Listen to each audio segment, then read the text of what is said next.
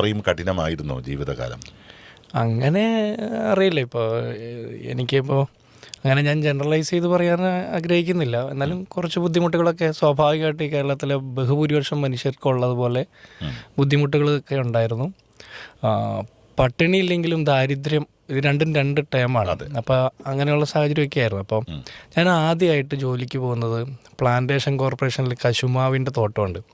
അപ്പോൾ ഈ വെക്കേഷന് കശുവണ്ടി പറക്കാൻ പോകുന്ന അന്ന് ഒരു 10 കിലോ സഞ്ചി പറക്കി കൂട്ടുമ്പോൾ 80 രൂപ കിട്ടും. ഒരു ദിവസത്തേക്ക് 80 രൂപ കിട്ടും. അങ്ങനെ 30 കിലോ പറക്കി കൂട്ടണം. അപ്പോൾ അതിൻ്റെ ഇടവേളകളിൽ നമ്മൾ വിശപ്പ് മാറ്റാൻ കശുമാവിൻ്റെ ചാറൊക്കെ കുടിച്ചിട്ടുണ്ട്. അപ്പോൾ അങ്ങനെയാണ് നമ്മളിങ്ങനെ ജോലി എടുത്ത് പഠിക്കാം എന്നുള്ളൊരു കൺസെപ്റ്റിലേക്ക് വരുന്നത്.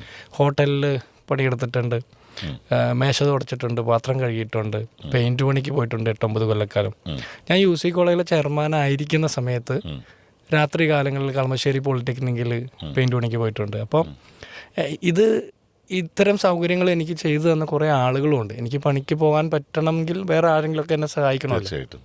അപ്പോൾ അങ്ങനെ കോൺട്രാക്ടർമാർ അങ്ങനെ പലരും സഹായിച്ചൊക്കെയാണ് വന്നത്. അപ്പോൾ പണിയെടുത്ത് തന്നെ ജീവിക്കണം എന്നുള്ളത് ഒരു തീരുമാനമാണ്.